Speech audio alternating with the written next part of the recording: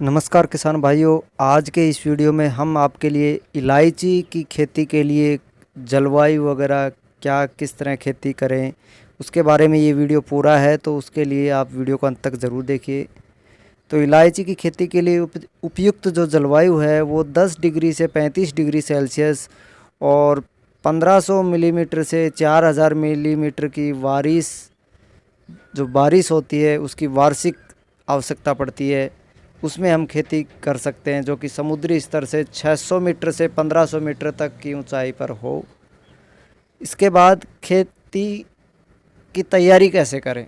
सबसे पहले आप अपने खेती के स्थान की जांच करा लें। इलायची खेती के लिए मिट्टी का पीएच मान 4.5 से 7.0 तक होना चाहिए। ऐसी काली गहरी अम्लीय दोमट मिट्टी को इलायची की खेती के लिए उपयुक्त माना जाता है। रेतीली भूमि में इलायची की खेती करना संभव नहीं है, इसलिए आप भी इसे करने से बचिएगा।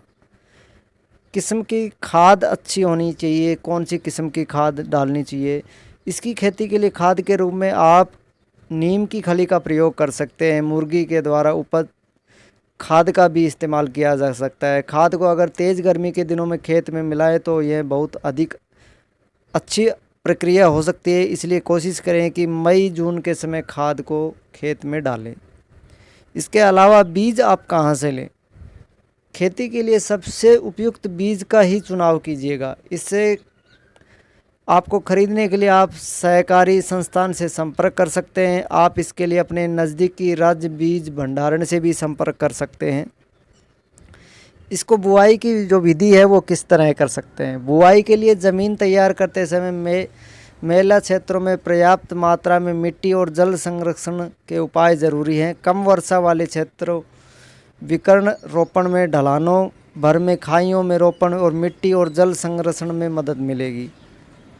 सिंचाई की विधि। सिंचाई के लिए सबसे ध्यानपूर्वक तरीके से आप किसी को भी नियुक्त कर सकते हैं। इसकी सिंचाई के लिए आप मौसम के अनुकूल जा सकते हैं। यदि गर्मी अधिक है तो उस स्थिति में आप दिन में 3 से 4 बार सिंचाई दे सकते हैं, परंतु आपको ख्याल रखना है कि इस खेती के लिए तापमान सामान्य होना चाहिए। बरसात में आपको कुछ नहीं करने की ज़रूरत है।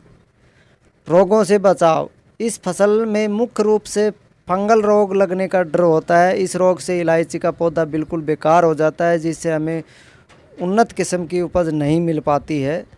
तो बचाव कैसे कर सकते हैं हम? इसकी रोकथाम के लिए हमें बीजों को ट्राइकोडर्मा कीटनाशक दवा से उपचारित करके बोना चाहिए, जिससे समस्या उत्पन्न आपके नहीं होगी। इसके अलावा इलायची की बुआई उचित समय पर ही करनी चाहिए। इलायची का जो पौधा वायरस के प्रभाव में आ जाता है उसके वायरस को और न बढ़ने दें। इसके अलावा फसल की उचित सफाई, यानी कि रोगग्रस्त पौधों को उखाड़कर जलाकर नष्ट कीजिए।